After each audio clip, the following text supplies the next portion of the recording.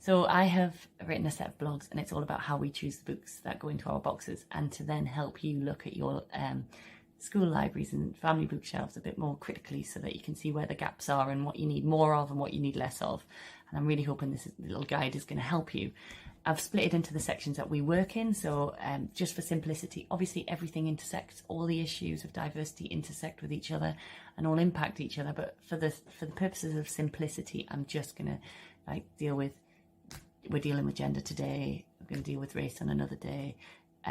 Disability, family setup. We're dealing with them all separately to try and just point out what we notice. And it's all about noticing. It's all about noticing what's the stories what are the messages that are going in our children's brains that are besides the storyline.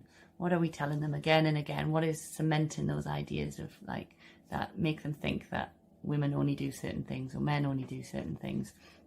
And so I'm just going to run through the things that we notice while we read books to try and help you notice the same things. I'd just like to say that I don't dismiss books. I don't ban books. I don't say any book is bad, except the racist ones, the ones that are continually racially stereotyped or that are left over from, the 50s and that are lying around people's houses. They can get immediately in the bin. We can do without giving children any of those ideas from such a young age. But for everything else, we kind of just talk about balance. So as far as possible, give your children, it sounds really cheesy, but it is like a balanced diet of books, like you would with their food. You want to make sure that you're showing them a variety of characters, that they're understanding the world through the books that they read, and they're so curious and they're so interested in everything. We don't want to be pigeonholing them and sending them down really narrow tracks of thought at this young an age. So with that all said, I've picked a few books at random.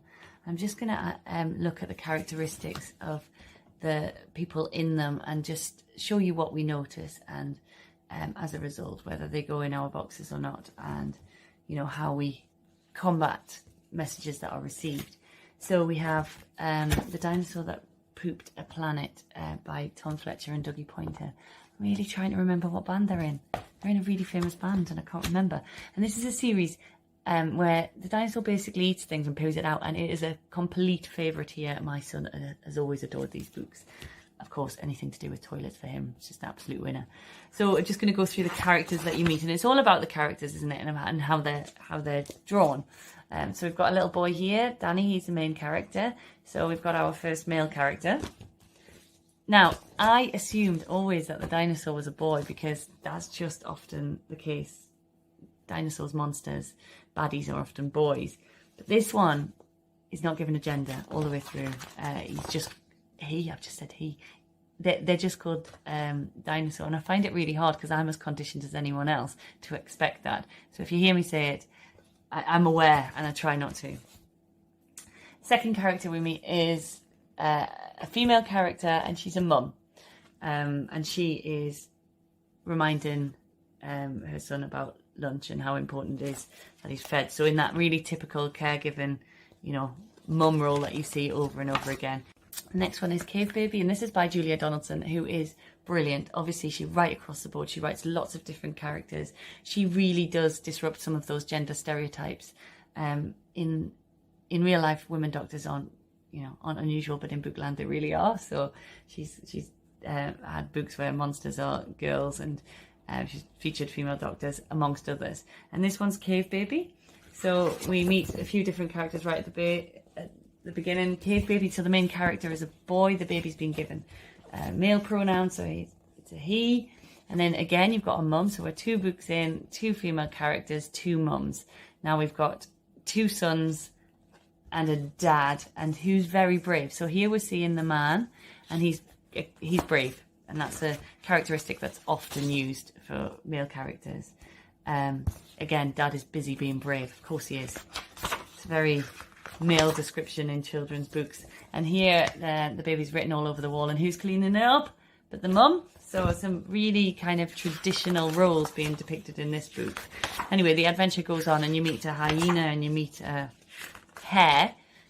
Often animal characters are boys in books. I don't know why, but again, we've got Hyena and a hare. They're the other characters in it, and they're both boys. So now we're seeing that we've got a hyena, a hare, 2 little boys, and 2 dads. So we've had 6 male characters as opposed to, I think it's 2 female characters who have both been women. You're starting to see the imbalance, and I've just picked these at random, and I honestly definitely have picked these at random. Next, we've got Miss Dirt, the Dustman's daughter. So great, because we've got a female character. So she's the main character in this one. It's all about how poor she is and how rich she is. And this was great for us because I spotted it and was like, oh, brilliant. It's great to have a divorced dustman. So the dad is he's a dustman and he's split up from his wife. There's nothing much said about the dad, except he's just a bit of a, I mean, here, he's a dustman, but he's on the, so he's out of work, I'm guessing. So it's, you know, he's a bit of a layabout, I think, is what they're trying to suggest here. You know, out of work, no money, skint. It's kind of a negative depiction of people who aren't working. That I think that's what I get more than anything from this depiction. Again, if you're going to depict people on the dole or who are out of work, if you've got one like this, then you need to find, you know, if you need to find balance. You need to be looking for, you know, more positive and examples that aren't derogatory is what I'm trying to say. We meet another female character. So now we're up to our 4th female character. I'm not going to be able to keep count of these all the way through. This is a 4th female character, and this is a mum. So we've got our 3rd mum in 3 books, I think, and she is rich. And the reason why she is rich is because she's married a duke. So we've got another man being impressive. He's got loads of money, and that has impact on the mum's fortunes. You know, not a story we want to keep telling our children. We'd love to see a mum who's made her own fortune. You know, she's got a job, you know, does something crazy like works for our money.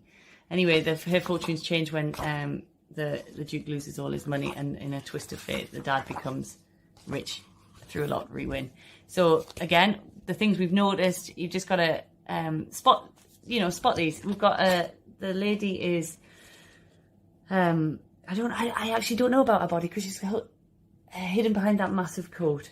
But we're seeing a bit more diversity, you know, we've seen a very slight figure in one of them and a bigger lady, and that's what you want. You want to be able to show that mums don't look a certain way, and, you know, everybody doesn't look a certain way just because of their status or their job. Sometimes children's books do suggest that. Now, here we go. We've got a female character straight off. This is Class 3, All at Sea. It's a pirate story, which pirate stories come with their own issues. The disability awareness around eye patches and wooden legs are problematic, and, you know, I'd love to see a different kind of story, but pirate stories are extremely popular and they are retold again and again, and there is a big audience for them. So we meet our first female character. She's not introduced, but she's a primary school teacher. That's quite common. Primary school teachers are often women in storybooks, and we've got the captain of the ship quite clearly, who is a man. So far, so traditional. And they're off on a school trip, and you meet the pirates. Depictions of are all boys, and they're all quite monstrous. And this one's got a finger up his nose, another trait which is repeated in children's books a lot. All, you know, boys are the ones that own all the disgusting habits. They're the ones that are going to be gross. They're the ones that are going to be violent. They're the ones that are going to be angry. They're the ones that are going to be horrible pirates. So the story goes, I think they basically hijack the school trip, and there's all kinds of adventures. It's a great story, entertaining for everybody. You don't know what's really going to happen, but it is. It's got quite a lot of traditional roles. And we've got our female character who, you know, was different. She had a job. She's a primary school teacher, and she's become involved with one of the pirates. I personally would like a primary school teacher just to be a primary school teacher and get on with her job and be a good primary school teacher. But she's become someone's love interest, which is a common theme running through children's books. So watch out for it. Watch out for the woman always being the target of someone's affection and always returning that affection, even if it is from some grotty pirate who has kidnapped her whole boat full of children. So all kinds of things that you need to look out for. So try and look for balance in your pirate stories. Here she is with her boyfriend after a school trip. Very funny story. Again, just keep the bookshelf balanced. Don't just have that as your only example of like a woman at work